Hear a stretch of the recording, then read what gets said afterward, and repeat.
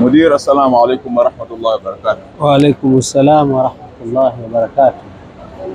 Leo ni mwezi 8 Yaumu Tarwiya, siku ambayo hija inaanza rasmi.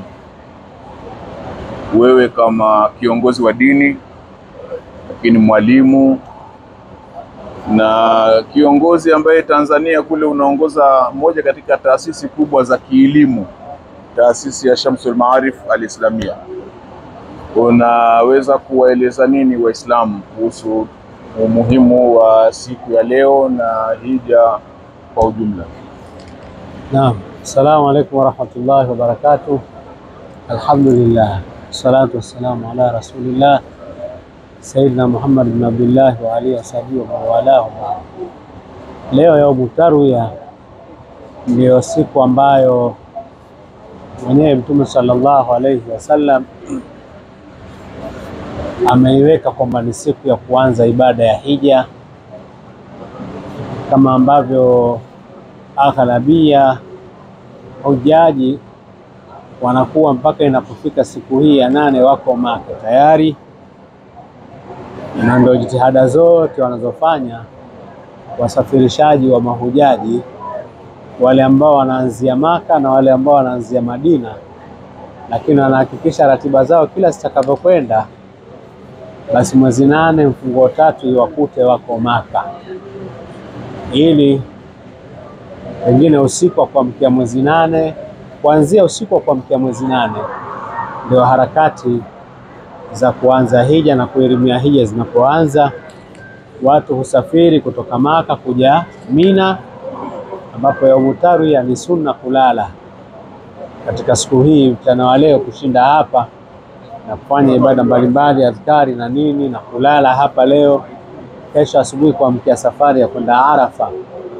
Kwa hiyo ni siku muhimu sana, siku muhimu sana, kwa sababu ndio siku ya kuingia katika jambo lile ambalo hasa ndilo lililowaleta watu katika miji hii, na alhaju Arafa, hija ni Arafa.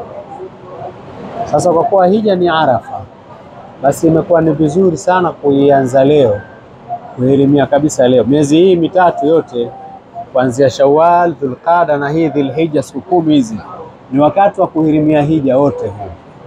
Lakini hii siku hii wameifanya watu kwamba ni mahsus, kwa sababu ukihirimia leo maanake Yaumu Arafa itakukuta uko ndani ya ibada ya hija.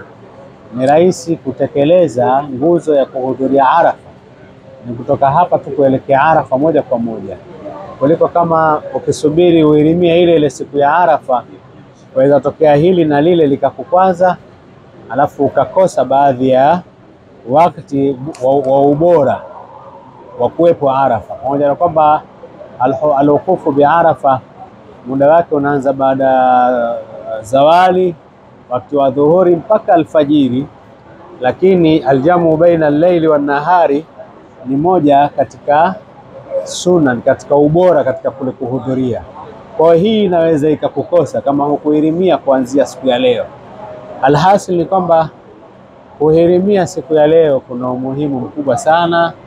Tena siku hirimia tubali kufika Mina hasa na kuanza kuvaana na ibadati mbalimbali, tukisubiri nguzo ya kwanza baada ya ihrami, ambayo aghlabu ndio nguzo tunayotekeleza kwanza. Ingeliwezekana tukasai baada ya ihrami, lakini mara nyingi kabisa hujaji wengi huanza na nguzo ya al-wuqufu bi Arafa. Kuanzia hapo sasa nakuwa tayari ufunguo wa matendo ya hija umekushatiwa leo mpaka mwisho wa siku za tashrik.